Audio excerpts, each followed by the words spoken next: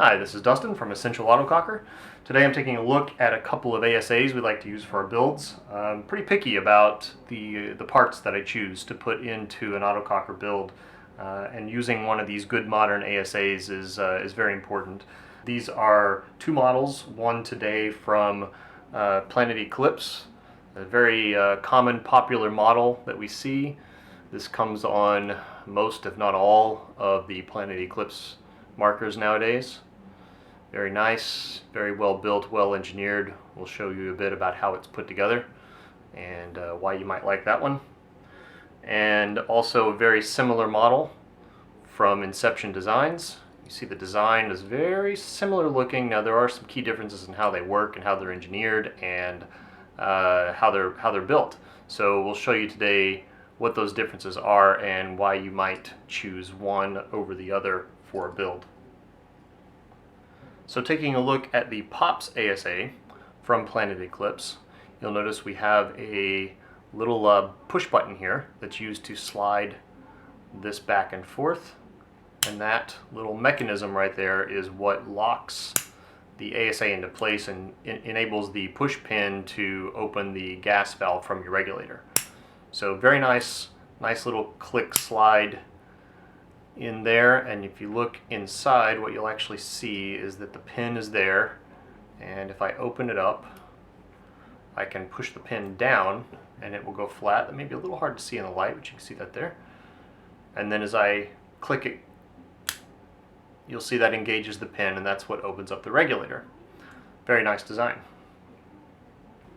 Now taking a look at the Inception design, very similar push pin here for opening it up, but you notice it drops down instead of sliding forward. Now this is actually a really nice design because it means when it's on the bottom of your marker, all you have to do is slam it, kind of like you're putting a clip into the bottom of a gun. Slam that up and it goes into place. Now in practice this feels really nice on the bottom of the gun because the Pops ASA from Planet Eclipse can be a little bit hard to slide in. Whereas this one, if you just by banging it in, you engage that. You notice that the pin mechanism on the inside looks a little bit different, but just like the Pops from Planet Eclipse, if I open this up, I can push the pin back, and that's what should disengage the air from your regulator. And when I close it, the pin will jump forward and engage the ASA. So overall a similar design, but a different mechanism in how you actually engage the pin. I want to talk first, in comparing the two, about the overall build quality. And I'm going to hit this first because it's a pretty important thing to me. Both of these are really well engineered. They're very clever, very well designed. But there is a notable difference in the build quality between the Inception Designs model and the Planet Eclipse model. They're both a dust finish, a dust black, matte black finish, but it may be a little bit hard to tell, but there's a pretty significant difference in these finishes. The Planet Eclipse finish is smooth to the touch. It feels almost silky, and all of these edges are very smooth. There are no sharp edges. Even in the ASA connector here for the on-off, in these edges here, which you would think might be sharp, not sharp at all. Everything is very smooth. The action of this feels really nice. There's a very slight kind of grinding feel on the metal, but it's very minimal. Everything just moves beautifully. Comparing that to the Inception Designs model, while I really like the engineering that they've done here, I'm not super excited about the build quality. What I have are, first of all, the finish on this. This is more prone to marring and marking than the finish on the Planet Eclipse model. It's just not quite as well refined of a finish. And these edges, like here where this cutout is, this is quite sharp. And when I pull this down, these edges along here, all of this is pretty sharp. Even up here in the T-mount, these edges are not as smooth as they are in the Planet Eclipse model. And the other thing that you'll see may show up in the videos, you can actually kind of see the tool marks inside there where that was cut out of the aluminum. And if you notice this little bit of metal showing through the black there, that is actually where the sliding piece goes over the aluminum here, and every time you slide this, there's a bit of a grinding feeling, like a metallic grinding feeling. This will probably smooth out over time, and perhaps you could lubricate it a bit, but it's noticeably just not as smooth of a feeling as the Planet Eclipse model. Again, the tolerance is overall really good. The engineering design, very, very nice, but it's just, when you really kind of get down to the details and think about the overall build quality, I'm sorry to say that the Inception Design model just does not come close to the Planet Eclipse in overall build. But I want to show you a little bit about how they work on the inside, so you can see the very, very clever engineering that's gone into both of these. And then I'm going to talk a little bit about the functionality of the two of them a little bit more. So both of these models have a very similar way of getting into them. The push button in this Planet Eclipse model, you push it to slide it open and it seems locked into place. But the way you get into this further is by pushing the button a bit further, and you really kind of have to engage it very well. But once you do that, you'll be able to slide it another click out, and when you've got it out like that, the pin will actually come out of the mechanism altogether with a spring included and intact. And once you've done that, the slider piece will come off entirely. Very nice engineering, very well done.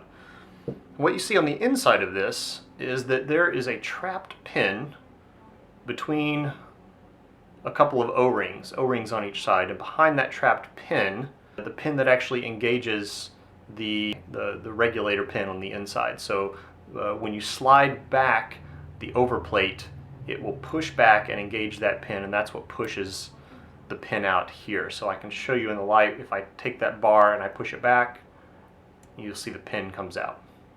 So that's a really nice design. Pretty easy to get this apart. We could take these O-rings off and pull that pin out, no big deal.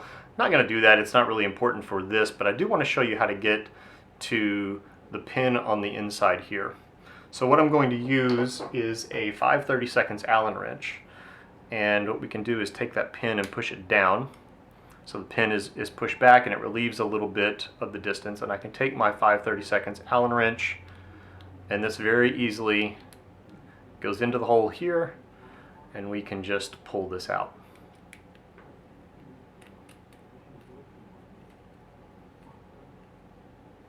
Alright, once that's loosened up, there is a bit of an O-ring back in there, so we'll just finish pulling that out with needle nose. And there you can see the mechanism. There's an O-ring on the outside, and there's a little pin right here.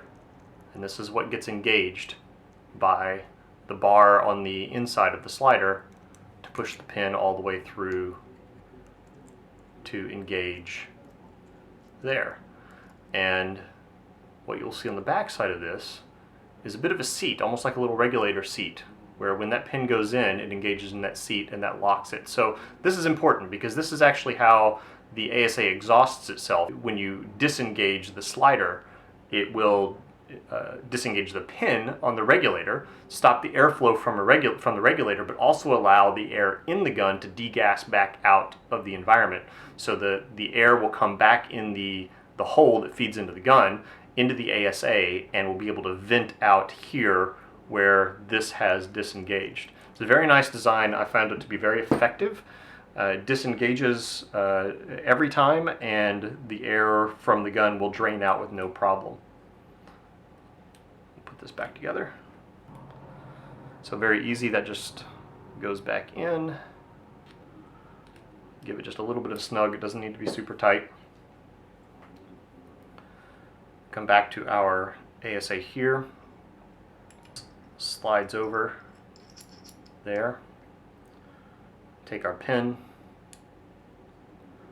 goes back through with the spring, captured spring intact.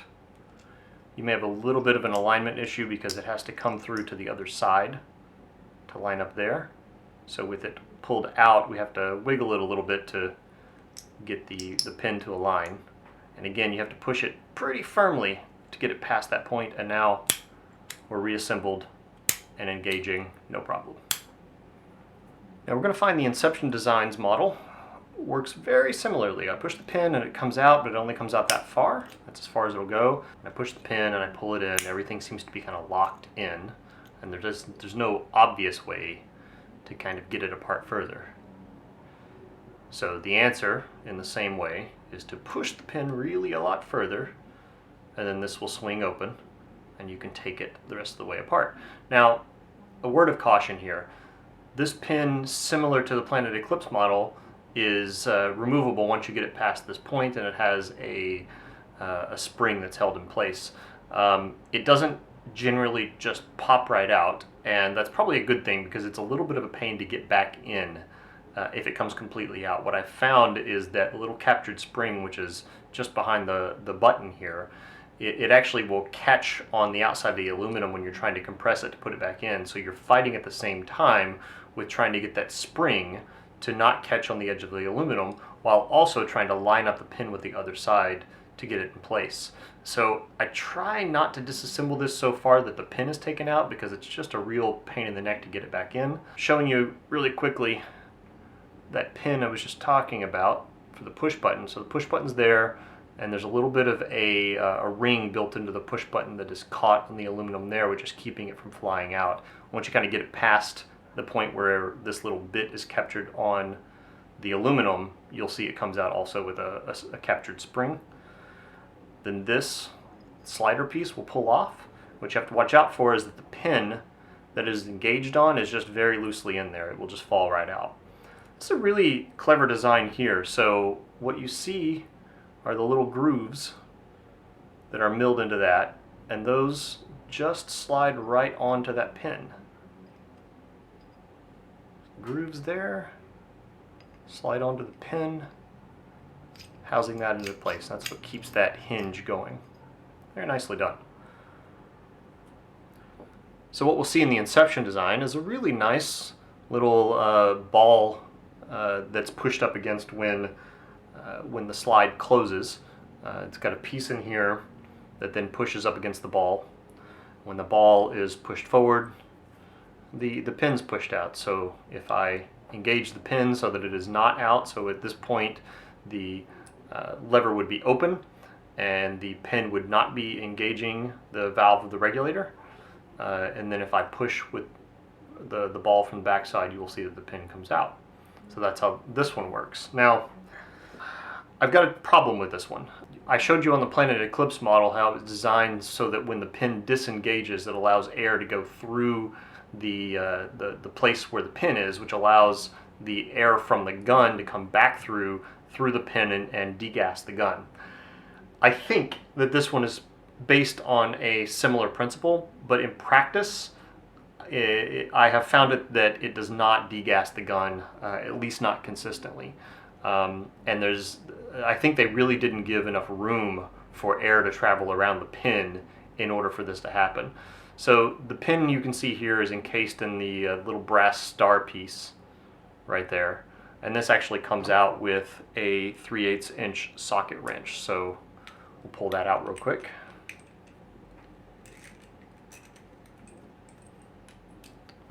Pretty easy once you loosen it up to get that out. And again, a nicely little engineered piece. It's just like they've missed on the details just a little bit. So there's the pin in its brass casing. You can see there's a brass piece right here that encases the backside, and there's the little ball shaped piece that pushes the pin through. And you can pull this all out. The pin will come completely out, and you'll see that there's an encased O-ring there, and there's an O-ring here. So clearly air is not designed to get around the outside of this because of the O-ring. And as far as getting through the inside of this in order to degas the gun, the only way it can do that is around this little groove in the pin. And that little groove would have to line up just right to allow air around that O-ring.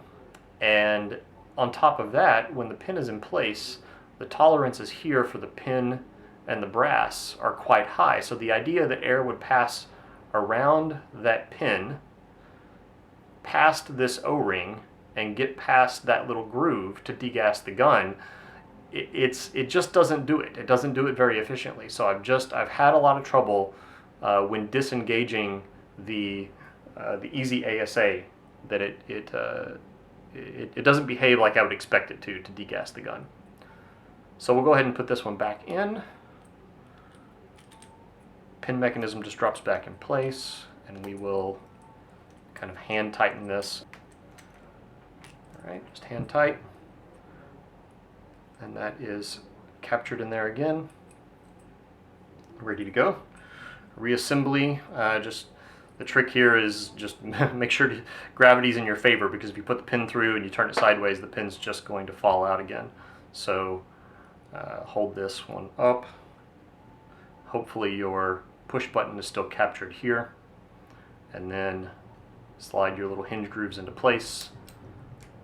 Push the button through, line up the pin with the hole on the back side, which can be a little bit of a pain. Once that's pushed through, you got to engage that button pretty hard to get it around that initial piece, and then clip. We're good to go.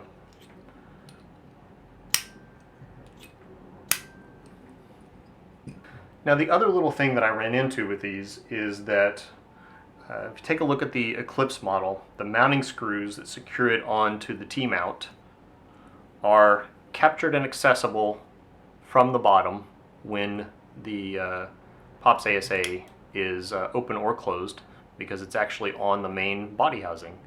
The screws are captured in there, and they're in place when you receive the ASA. You can see where they come through on the back side, that they're going to pressure fit onto the T-mount, and you can see the slight damage to the metal there from where they've been mounted before. So pretty straightforward. T-mounts on the bottom of your gun are maybe integrated into your grip. This is going to slide into place, and you're going to come through, and the Allen wrench is going to allow you to tighten those up against. Very easy. Now, looking at the Inception Design model, you see after we've reassembled it, I can't access those holes. So the little trouble that we had to go through to disassemble this, we actually have to go partially through that trouble again to even be able to mount it. So we push our pin in, we open it up, we have to push it in further, open it all the way, and remove it. Again, careful not to lose our hinge pin. And now I have to mount it partially disassembled, which is fine. I can deal with that. So I slide it on, and lo and behold, this is how it was shipped to me. Now, I'm not going to say whether this is standard or not, but I have no screws. No captured screws, no loose screws in the bag. I have no way of mounting this.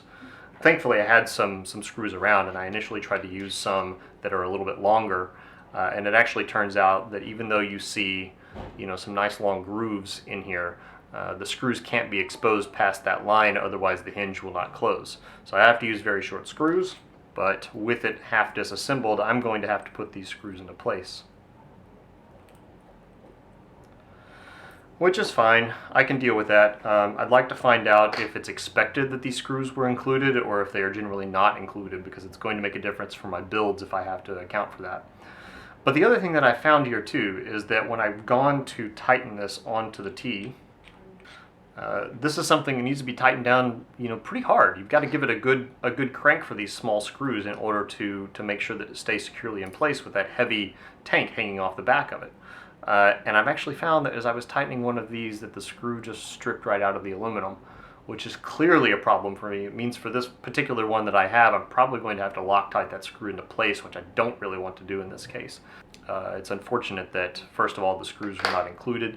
It may be, too, that I don't have exactly the right size screws. I don't think they should be metric, but, these seem to slide in place just fine, but they definitely stripped out when I went to tighten it, which is a bit of a problem.